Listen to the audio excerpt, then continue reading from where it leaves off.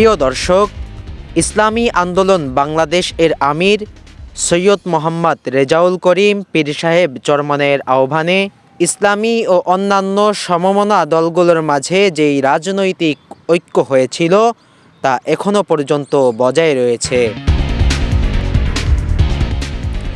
অন্যদিকে বৃহত্তর রাজনৈতিক দল বাংলাদেশ জামায়াতে ইসলামীর বেশ কয়েকজন নেতারাই ইসলামী আন্দোলন বাংলাদেশের মহামান্য আমির সৈয়দ মোহাম্মদ রেজাউল করিম পীর সাহেব চরমনাইকে রাজনৈতিক জোটের আমির হিসেবে নিযুক্ত রেখেছেন।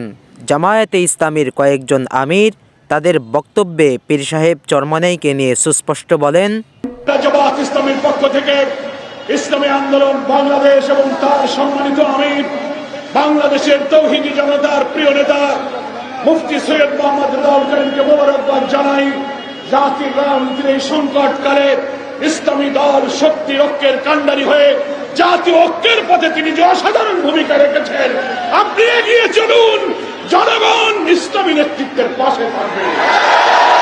মঞ্চে বসা বাংলাদেশের রাজপথের সংগ্রামী বীর, চরমনাইর সম্মানিত পীর হযরত মাওলানা মুফতি সৈয়দ রেজাউল করিম। আমিও ছাত্র জীবনে অনেকের কাছে শুনে মনে করতাম যে পীর মানে এর ভিতরে ভেজাল আছে, বেদাত আছে, বিভিন্ন ধরনের চিন্তা আছে।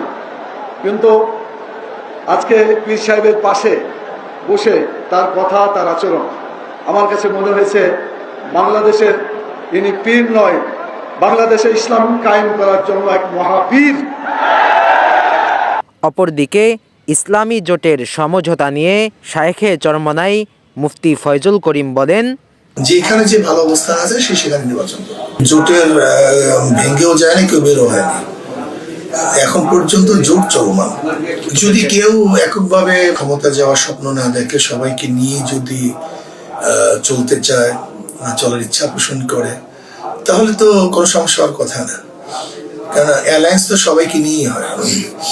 যদি কেউ অ্যালায়েন্সের মধ্যে একক সিদ্ধান্ত, কোনো দল যদি একক সিদ্ধান্ত নেয় যেটা জোটের জন্য ক্ষতিকর, এরকম যদি না হয়, তাহলে আমি মনে করি ভবিষ্যৎ ভালো।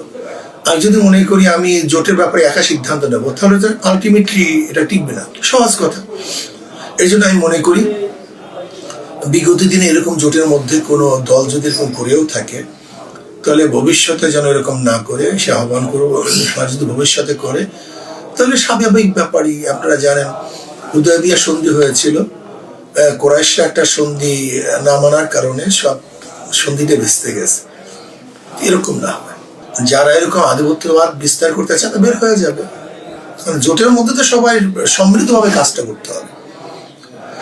জোট মানেই তো সম্মিলিত একটা মতামত, সেখানে একক মতামত মানে কি সে ভিন্ন হয়ে গেছে, নিজেই ভিন্ন হয়ে গেছে। এটাই মনে করতে হবে, এটাই বাস্তবতা। আমরা তো নির্দিষ্ট কোনো আসলে এখন পর্যন্ত কেউ নির্ধারণ করিনি, এটা ভুল। যেখানে যে ভালো অবস্থান আছে সে সেখানে নির্বাচন করে।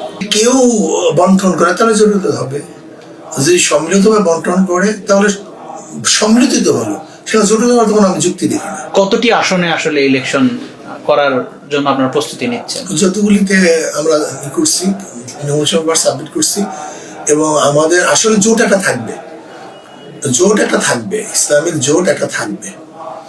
যদি কেউ বের হয় তাকে বাদ দিয়ে আমরা যারা আছি তারা নির্বাচন করবে একই সাথে।